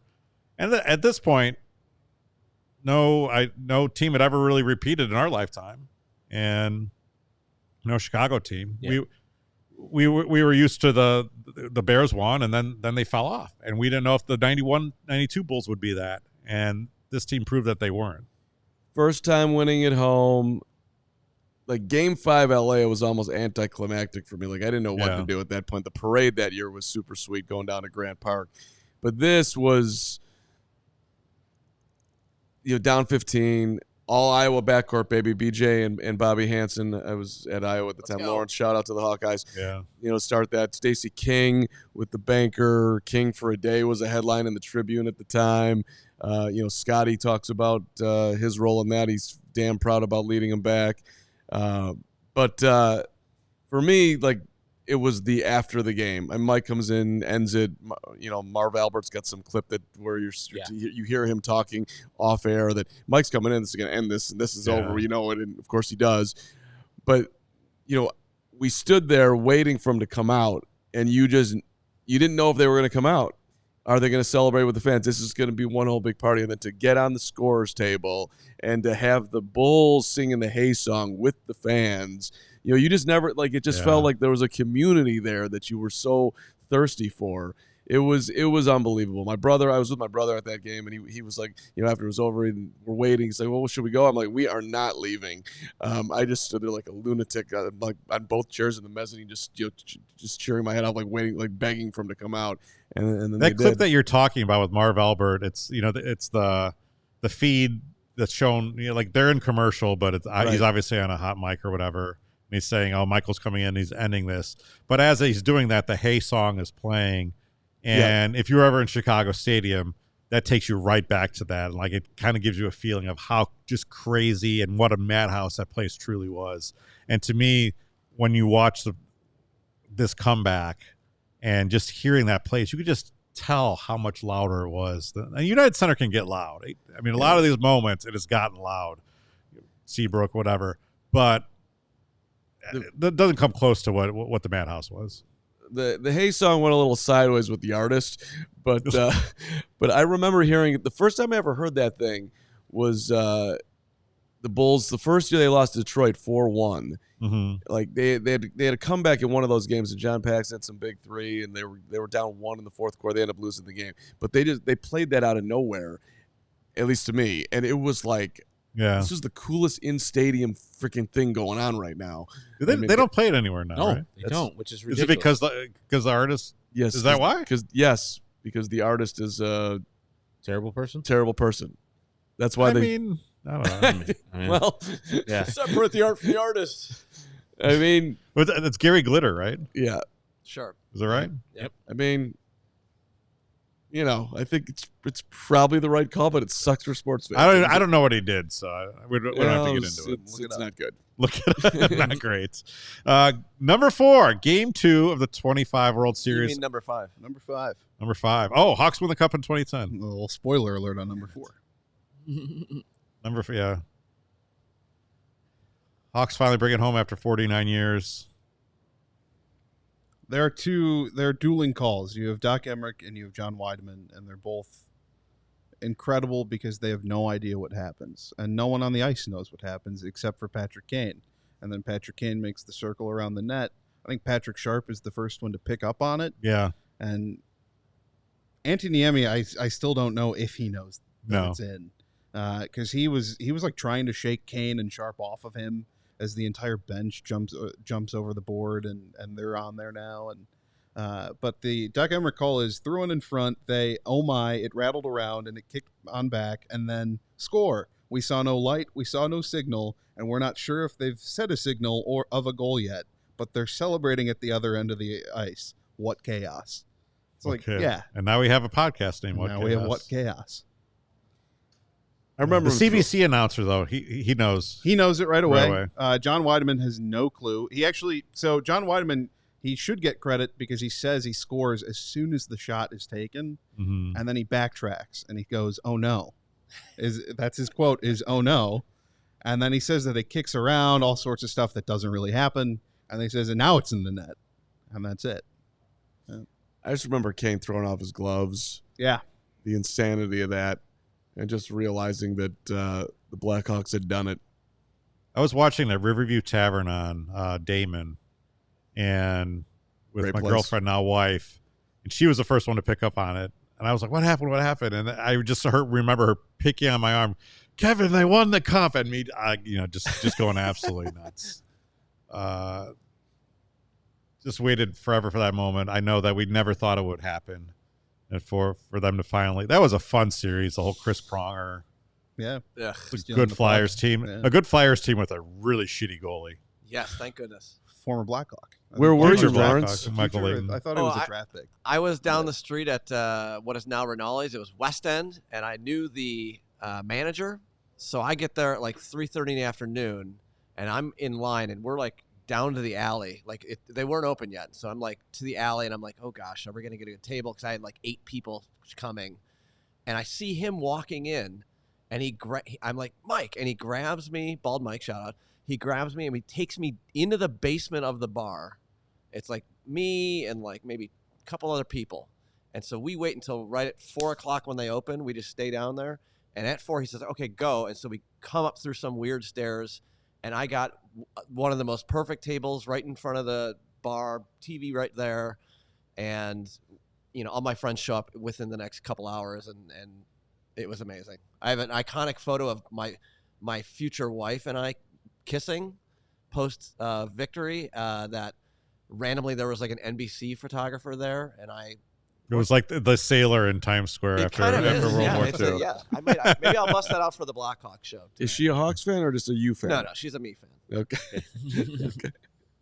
All right, number 4. I teased it earlier. Game 2 of the 2005 World Series. This was an awesome game. Paul Konerko hits a grand slam. Scotty Podsednik hits a walk-off homer. He didn't have any homers in the regular season, then had two homers in the playoffs. But to me, the Konerko grand slam always looms a little larger. I don't know if that's same for you, Herb. Yeah, they were down at the time, and then you get a slider guy coming in, and Paul Konerko talks about it. That's what he's looking for. He's looking for a slider, and if he gets a slider, he's going to crush it. He comes in, hits the grand slam, and at that time, I'm not at the game. I think I'm at Timothy O'Toole's watching the game, and once he hits that home run, the place is up for grabs. I see Guaranteed Rate at the time, U.S. Cellular Field, up for grabs, and I'm like, this game's over. But, of course, I think it was former Cub Jose Vizcaíno who ties the game late, and then you get Brad Lidge, who, man, fell off the table. Like, Brad Lidge coming in for the Houston Astros, and I'm like, okay, this is not going to go well for the White Sox. He's one of the best closers in baseball. He had just gotten hit a home run off of Albert Pujols at the time for the NLCS, and so I was like, maybe there's a little kink in his armor, maybe he's not as good. And when he throws that ball to Scott Podsednik, I'm not thinking home run. I'm thinking, it's deep in the gap. Cool, that run will score. No, Scott Podsednik powered that enough so he can hit the seat, and now to that day, that seat, and I think Paul Konerko's home run, those two seats are still blue, which they were at the time since they've done the renovation. So one of the greatest games in White Sox history. They win the World Series, as you were talking about earlier. Those games all were tight, and the White Sox prevailed in each and every one of those, and it was just a culmination of the White Sox finally doing something that, as a 12-year-old who first became a White Sox fan and the 26-year-old that finally saw it, I was like, this is the greatest day of my life, which was October 26th when they actually clinched it. That's why I have Game 4 in more of a esteem for me, because they won 2 games on October 26th, Game 3 and Game 4. That's right. But this game, the actual game, was better than those two games because of it was just coming back from adversity and then winning on a walk-off for a guy who didn't hit a lot of home runs like you talked about. He hit a home run in the ALDS versus the Red Sox, and he hit that iconic walk-off, and the rain coming down at the time, too. Rainy, cold night. The Bears beat the Ravens at Soldier Field earlier in the day, and I remember not thinking. I don't know if that game was delayed at all. Oh, wow. But I was up in the right field stands with my dad and brother going nuts, and my friend Art, and I'll never forget that day. You just reminded. I think I probably worked the Bear game that day selling beer, and I definitely worked the White Sox game, and it was. I mean, I was getting rich during that playoffs. I was making so much money. People were hammered out there. But that night it was freezing. It was cold. And so beer wasn't selling, whatnot. I think I was exhausted from the Bear game. Whatever it was, when Konerko at the Grand Slam, you could check out at that point. It was in the 7th inning, so I was done. I was underneath the left field bleachers when he hit the granny, and it felt like the place was going to fall. I mean, it was going to fall on me. Like, it was that. I had never felt the stadium like literally shake like that. Yeah. I had before. The one time I felt like very similarly was when Kerry Wood hit the Game 7 homer in the 2003 LCS. Yeah. It was a similar shaking moment. Yes. That was very comparable. Yes. No, I'm saying at Comiskey. Comiskey. You're exactly right on the Wood thing. I was selling beer that night too. It was unbelievable. That was a biblical experience when Wood hit the homer. It was incredible. And the reason why I think White Sox fans, and we're talking about these playoff games and how it's so loud at these games, is because they've only been to the playoffs 11 times in their history. 124 years, 11 times. So when we get there, it's going to be loud. And we're going to be winning a World Series game, which hasn't happened since this game, too. The White Sox haven't won a World Series game at Guaranteed Rate Field or U.S. Cellular. It's going to be loud. And if they ever get back to another one, it'll be loud again. Bring Ozzy back. Let's go. Ozzy ball. Number 3, our final Michael Jordan entry, The Last Dance, The Last Shot, June 14th, 1998. MJ robs Karl Malone on one end of the floor, then ends it over Byron Russell. He didn't push off. No, my guy Joe Kilgallen breaks it down. Comedian Joe Kilgallen breaks it down. You can't push a grown man with your off arm like Byron Russell did. So his momentum took it there. Michael Jordan's just Michael Jordan. He's the most watched game in NBA Finals history. It should be because it's iconic. I wished he would have ended his career right then and not had the Washington thing happen, because what better way than to go out on top like John Elway went out on top, like Peyton Manning kind of went out on top. I'm fine with it, man. Post yourself up with that that arm in the air, and that's your last vision. So these kids can't be talking smack about Michael Jordan years later watching his Washington Wizards tape. It's like Willie Mays died.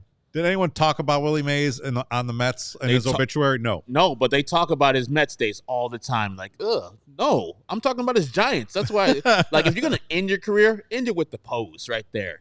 Yeah. But it has ended his Chicago career, which is iconic. The strip of Malone, the 23 in the first half, 45 for the game, the pose, the second three-peat. I would defend the Wizards years with you, Herb, another time. But I also do wish, if we're going just slightly down that road, I just wish he wouldn't have retired, period. Lose. I think they would have won in 99. I'm not betting against short them. 50-game season. Yeah, like, what? Okay, and if they did lose, okay, well, then they lost to the Eastern Conference Finals. I didn't have to watch Rusty LaRue play basketball. That would have been sweet. We haven't been there since. So I still don't understand anybody who's like, they were done. Well, you don't know that. You're betting against Jordan. I'm not. But that, Utah was a really good basketball team. The Bulls were old. Rodman was out the door. Scottie Pippen's back had imploded. I mean, there wasn't a lot of help for him. And he at an older MJ age, he carried their ass to another title. Pretty damn freaking amazing, which is why it's number 3 on the list. Yeah, absolutely. You were -1? Yeah. Yep. I was only alive for MJ on the Wizards. We used to. What was the bar that was across the street from the Riverview Tap? That whatever it was, they used to that time they were the ones that had like the NBA package, and for whatever reason, like I don't know if you could get it at home that time, or I was too cheap to buy it, so I was going to watch Wizards games at Roscoe and Damon all the time. I was fully committed. That was a shady bar. Yeah, but they had it. That's where I watched my Wizard MJ. That was a bar that was like full at like 7:30 in the morning. This is my kind of bar, baby. That's your kind of bar. Let's go. Number 2, Super Bowl 20. Probably number 1 on this list until a few years ago. I don't want to spoil anything for number 1. I think people know where we're going. But Super Bowl 20, obviously, was it a great game? I don't know. It was a great performance. Not a great game. But it's got to be on. I mean, it's iconic. This is the team that everybody looks to to compare their teams to, especially defensively. It is the greatest defense that's ever played NFL football. I don't care what the Ravens did later on. That team with the man who's below our signal with Buddy Ryan dominated this Patriots team and had touchdowns in that game. I think Reggie Phillips returned a touchdown. Yep. I think it was the first one of this game. The only downside, of course, is the man right in front of me in this statue did not get any goal line carries to score a touchdown. I mean, didn't get the goal line carry to score his touchdown in the Super Bowl, but domination and all year long domination. And if we're talking about a team that talked the talk and walked the walk, they sang the song, the Super Bowl Shuffle, the day after they lost to the Miami Dolphins, their only loss of the year. And they knew they were going to go to the Super Bowl, not even go and win, and they dominated. And so, yeah, what the Bears did that day, that year, that was literally my first NFL game that I ever watched. I was 7 years old, watched that game from start to finish, and I was like, okay, here we go. We're going to be doing this from years on in. I'm going to be that Boston kid, like, hey, look at all the championships we got. Because think about it, like 83, you get the White Sox winning the division. 84, you get the Cubs winning the division. Then you get 86, 80, 85, 86. The Bears do its thing, and at the same time, the Chicago Sting's doing its thing. I'm like, man, here we go, Chicago. We're going to be out here winning championships because we got the best team, and they're not going anywhere. That kid, man, so naive. Yeah. I love the Sting just got a reference. That's amazing. I mean, Sebby Zavala, the Sting. That's good stuff. Rusty LaRue. Let's go with soccer team. Indoor soccer team. It was kind of a thing for a while. Karl-Heinz Granitza, Patrick.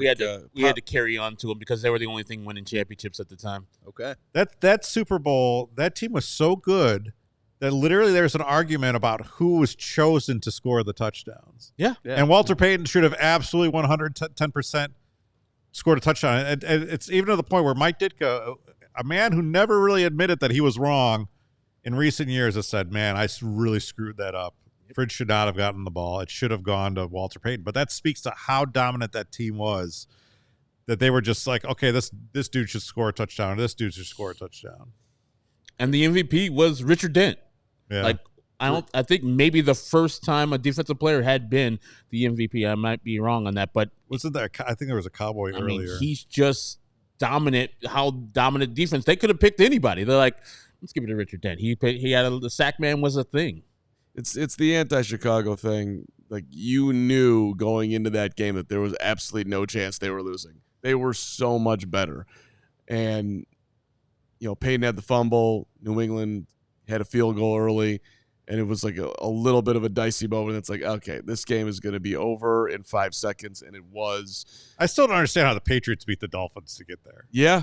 Exactly. Yeah, and that's, everybody, we were a little afraid of the rematch because Miami got him, and Marino was Dan Marino. Yeah. So it would have been a lot more interesting. I mean, I still think the Bears would have won handily. I would say I would like to see an alternate history to that, but I don't think I want to, just in case something did go wrong. Well, they got smoked down in Miami, but 38-24. But the rumors at the time was that they were really enjoying Miami to a level that they should not have been doing.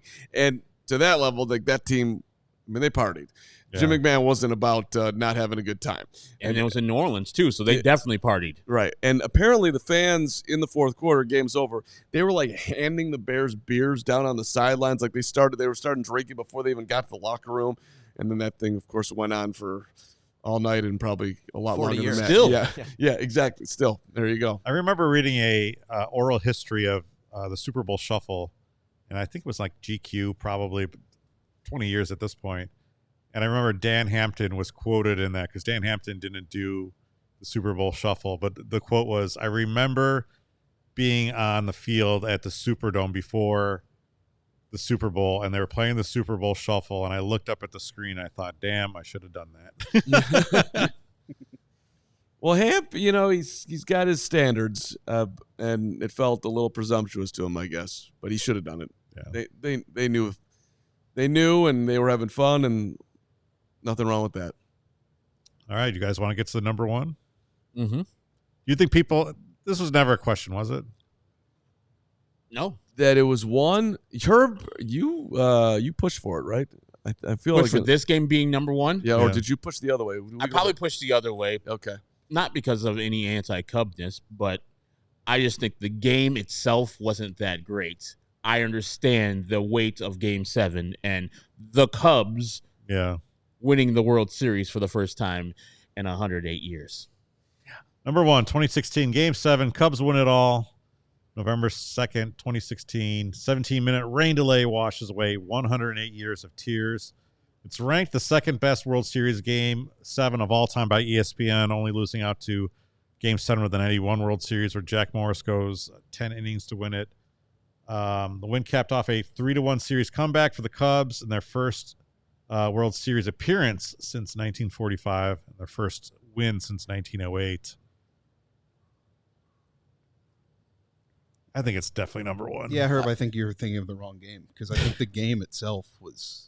I mean, it starts with the second or third pitch is a home run, leadoff home run. Yeah, and I mean, you go back to Game 5. You have a Chris Bryant home run in Game 5 that gives the Cubs the lead. From that point on, they never trail again.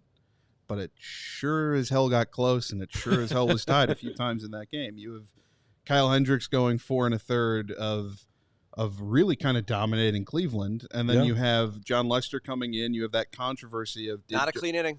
Not a clean inning. Nope. Yep. And Joe Madden and just about every Cubs manager since loves putting in relievers without a clean inning. And that's why I call it not a great game, or not the greatest game, because this man who's right here I'm pointing to panicked and took Kyle Hendricks out of the game. He did that a lot of times, and Kyle Hendricks could have kept in the game. He brought John Lester in, the man immediately gave up a home run. Well, he didn't give up a home run, but he arguably made it a better game. Joe Madden made this a better game with his decision making of bringing in John Lester. Were you talking about Chapman giving up the home run? Something. Lester throws a wild pitch that bounces off of David Ross. You see Ross get concussed in the play. 2-run score, and then you get the Davis home run later. There was so much going on in this game that, I think that it ranks above, just because the game was so packed with there is everything. You have the Game 7. You have the history of it, but take that even out of it, and you still have a wonderful game of back and forth, and then the Cubs needing a rain delay to collect their thoughts, coming out of it, getting 2 runs. Miguel Montero, his second hit of the postseason. I think he went 2 for 18 that year in the playoffs. His first one was the grand slam in the NLCS. The second one was the 8th run that they needed in the 10th inning. What I'm saying is the game 7 is carrying the weight of the game. The actual game, what happens, is not making it number 1. The thing is Cubs, 108 years, Game 7. That's doing all the lifting. The actual in-game stuff, I don't think it's number 1. You're saying that they survived a game that they tried to lose, in essence. Well, yeah. I think we all sat there expecting that Jason Kipnis, a kid who grew up a Cubs fan, was going to get a hold of one of those sliders that Chapman was hanging. And we were just sitting there thinking, man. There's a foul ball. You thought it was coming. Yeah, there's a foul ball that you think is coming. Exactly. So the media seats were in the right, basically like by the right field foul pole, which was down the line. And when Kipnis hit that shot, I thought it was over. First of all, before the game, I'm underneath, and I open up the Cubs clubhouse 90 minutes before the game, which I was probably pushing the envelope there, and I see Dexter Fowler playing pinball or some video game before the game. It's like Game 7's going. I'm like, that's what you're doing right now? And then he steps up. It's the freaking leadoff homer to start. I'm like, well, that was great. Good way to get yourself loose for the game. Good job. Madden and Hendricks was completely insane because Hendricks was dominating, and he took him out after he walked somebody on a ball that was a strike. Yep. There was no evidence whatsoever that he was faltering, and he changed catchers at the same time. Yep. So he changed the whole momentum. They give up 2 runs in the inning. They were lucky to get out of that inning. And then Lester should have finished it. He was cruising, and Chapman was dead after Game 6. He shouldn't have pitched in Game 6. I love Joe Madden. I think the White Sox should hire Joe Madden. No. It's fine. But I wish the Cubs would bring Joe Madden back right now. I thought that Joe Madden should have had a lifetime contract here. That's ridiculous. But he had a horrible Game 7. And you just want to talk about alternate history, though. Let's say Jason Kipnis does hit that homer. Tony Del Mendo has probably already self-combusted. Dude, if they had, Joe Madden would be a bigger goat than Steve Bartman. Oh my goodness! I mean, that's fair. That is fair. And another thing that does make this game iconic, the last at bat by David Ross, where he hits a home run off of one of the toughest relievers in the game, in Andrew Miller. Like, he crushed it. And if you ever seen him talk about that, he's like, well, he threw me this pitch, the pitch before, so I'm sitting slider. Yeah. And he just looking fastball. And he absolutely crushes that ball. David Ross, not known to be a power bat at that time. And as his last game of his career, as we're talking about the Jordan pose, 39 years old. What better can you do to help your team win the World Series in your last game and your last at bat?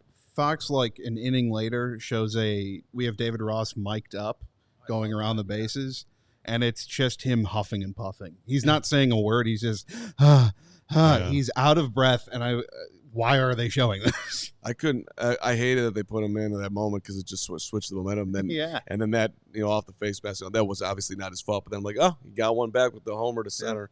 The Ben Zobrist double and Rizzo's Ben Zobrist sat here about a year ago and talked about that, the same seat that you're sitting in, and described it. I love that we have the social clip. It's one of the best social clips we've ever done. Yeah. And he just talks about when he did that, he could not hear anything. Everything just goes silent until he hit second, and then he looked over and Anthony Rizzo was going crazy. I mean, dude was straight clutch, MVP of the World Series. I think people forget that. I forget that at times like that. Herb, the ending, the dribbler to Chris Bryant. Every other Cubs game in history, that Cubs third baseman airmails it over the first baseman's head. Yeah, it's true. Yeah, I agree. And don't forget about the iconic Jason Hayward speech that he gives during the rain delay. And I think every Cub fan, even though Jason Hayward's actual Cub career was a failure, best contract ever, says that is makes it that his contract is fine. And it will take the extra years where he was absolutely horrendous, and now he's a Dodger. He's kind of, redeemed himself. But yeah, him having the speech of pretty much focusing the guys like, hey, we're right here where we need to be. Yeah. And they talk about it all the time. And so Jason Hayward, and like you're talking about, when Chris Bryant kind of slips and throws that ball, as a Cub fan, you're probably thinking, here we go. Whatever can go wrong will go wrong, as we saw with the Rajay Davis home run earlier in the game. You're like, he's going to miss this, and then catches it perfectly. I love the smile.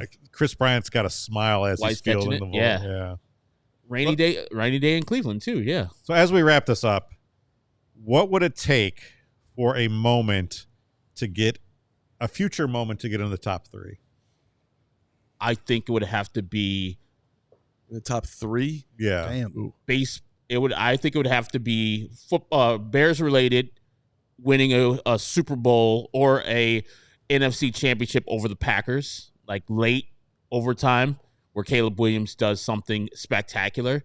Or if we're talking baseball, to top this, you have to do Cubs versus Sox. And more than likely, it would have to be the Sox winning over the Cubs, because the Cubs winning over the Sox doesn't really go over this game. Yeah. If the Sox do the same thing and beat the Cubs, so many White Sox fans would feel rejoicing that they firstly won a World Series again. They've only won 3, and that they did it versus what some Sox fans feel it'd have to be as a great their game. Actual rival. Yeah, and it's in Chicago, so the whole series will be in Chicago. That game will more than likely be in either Wrigley or. I have some bad news for you, Herb.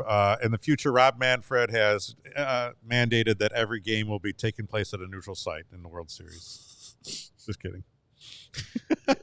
He probably would, though, right? Yeah. Let's not do that. If the Bears win a Super Bowl and they win some, fourth quarter comeback game, we'll knock Super Bowl 20 off of there. No problem. No way.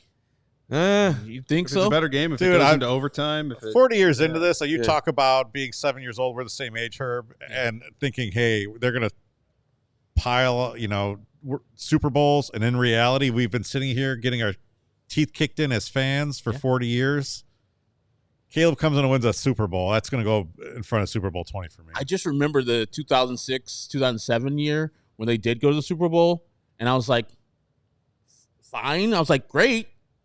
But Like, if they would have won the Super Bowl then, I would have been like, it still pales in the comparison to Super Bowl 20. That's how great Super Bowl 20 you're was. right. You're right. Like, I was excited they were in the Super Bowl. But if Caleb, after a long drought of not winning a Super Bowl, I will rejoice in the Bears winning a Super Bowl. But I don't think anything, especially with, what do they have, 7 Hall of Famers on that Bears team? Yeah.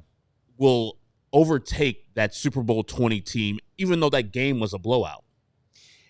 Yeah, I'm only saying it's possible if it's some fourth quarter insane comeback, and So they what end if, the drought with Caleb throwing a dime to whoever in the with 13 seconds to go. I think recency bias will take over. Well, let's keep our fingers crossed. This has been a lot of fun, guys. It's over. It's over. I had a lot of fun. All right, this has been the top greatest games in Chicago sports history, presented by Miller Lite. Kevin Kaduk for Patrick Norton, Herb Lawrence, Mark Carman, Lawrence Benedetto. See you next time. We all silly like the mayor.